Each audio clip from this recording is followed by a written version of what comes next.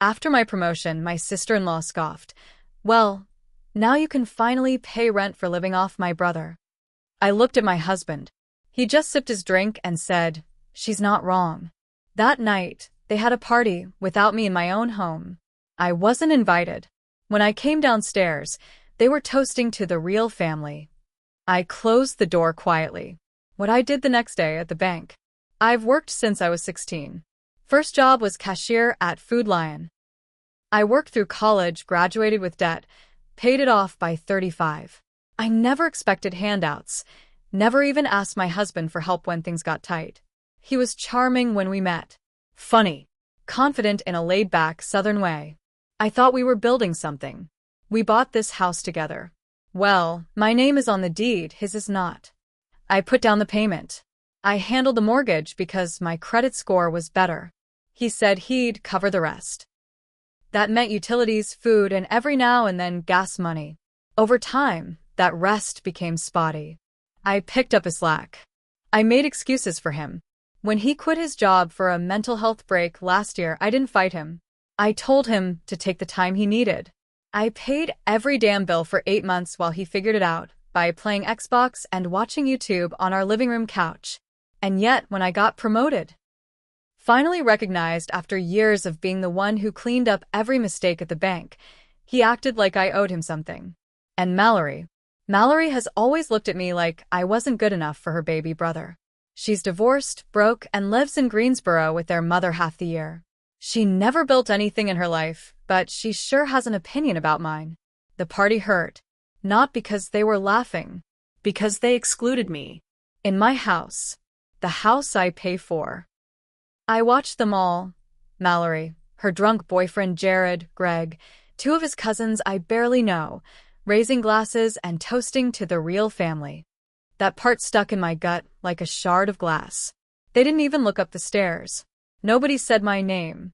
I shut the door so quietly, I don't even think they heard me. But the next morning, I walked into the bank calm as can be. No tears. Nos checking. Just clear. Cold. I asked Thomas, head of security, to sit with me. I told him I needed to talk about joint account vulnerabilities and pre-divorce asset protection. I didn't say it was about me, but he knew. He walked me through everything, how assets tied to my sole income could be protected if my name alone was on the accounts, how to document expenses clearly. He showed me how to freeze access to accounts temporarily without violating any laws, how to establish a trust, how to pull credit reports quietly. That afternoon, I took out everything in our joint checking, every last cent I had deposited. I had receipts. I had paper trails. That night, I told Greg I was setting up a new savings plan and needed to consolidate. He just nodded. Didn't ask questions. Too busy watching ESPN. I started moving pieces. I didn't say a word, but I was done being the fool. 2 days later, Mallory was back in my house. Greg didn't even ask me. She was on the couch when I came home from work, barefoot, eating chips out of a bag I bought. I just stared at her. She looked at me like I was the intruder. "Hey," she said flatly. "Greg said I could crash here for a few days." I looked at him. He was standing behind her, arms crossed like a bodyguard. "She's family, Dana." I didn't respond. I walked upstairs and shut the door. The noise from the TV got louder. Nobody knocked. Nobody cared how I felt. That night, I barely slept. I lay there staring at the ceiling, counting every sacrifice I'd made over the last decade. Every time I let something slide. Every time I let myself be smaller just to keep the peace. I started writing it all down. Names. Dates. Expenses. Text messages.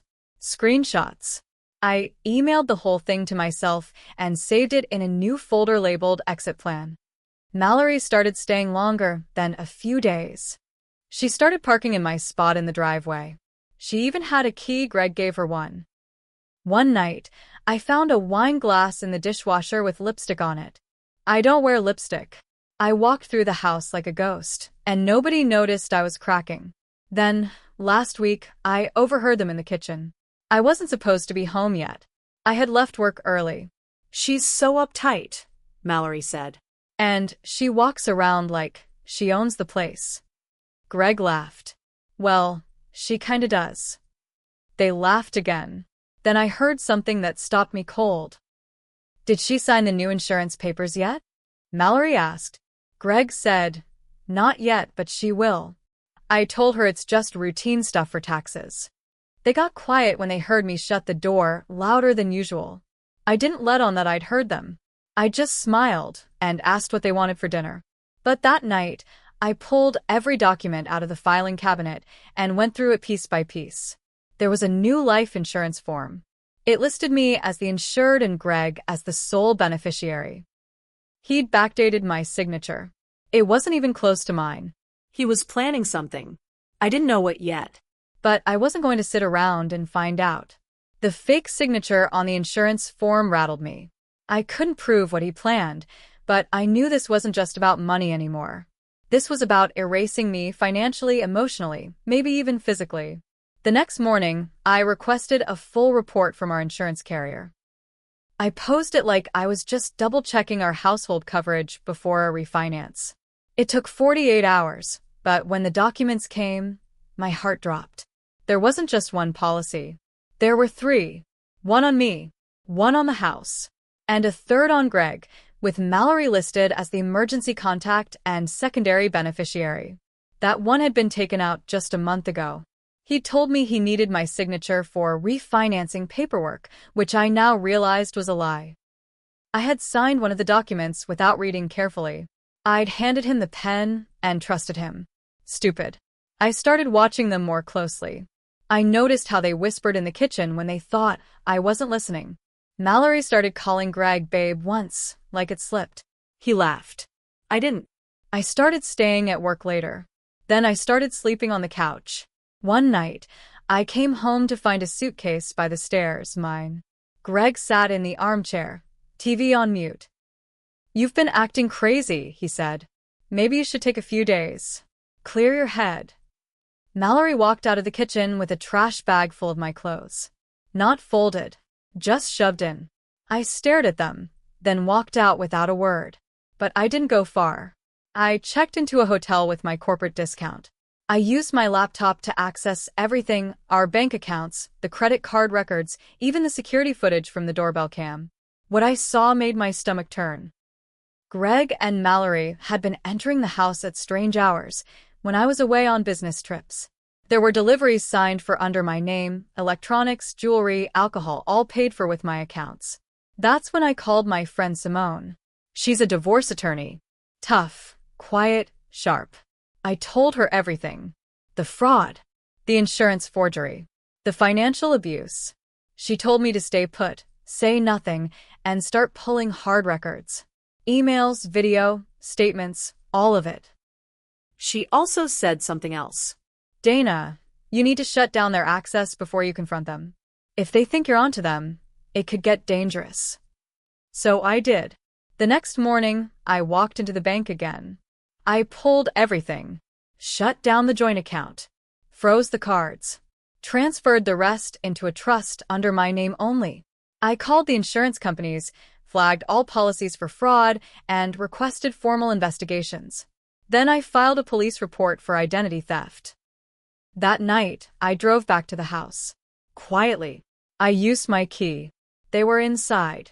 Music up loud again. Laughing. I didn't go in. I just stood outside and listened for a moment. Then I walked back to my car. The trap was already set. 3 days passed after I froze everything. I stayed quiet. I didn't answer Greg's texts. I didn't go to work. I let him sweat. He called once. Where are you? Mallory's worried sick. I almost laughed. I didn't answer. Instead, I watched from the hotel. Checked account alerts. Monitored my credit. They tried 3 times to use the joint card at Best Buy. Declined. Then Target. Declined. Finally, they tried to log into the online banking profile. It was locked. That same night, Greg emailed me. Subject: we need to talk. Body: I don't know what's going on, but you're acting unstable. If you don't come home soon, I'll have to assume you've abandoned the marriage.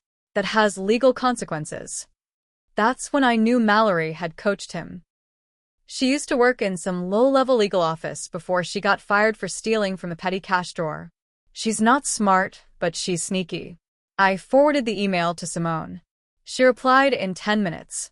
Don't respond. Let him build his own rope. Meanwhile, I had quietly hired a private investigator. Someone discreet, someone with licenses. I gave him the doorbell cam footage, bank statements, and a timeline.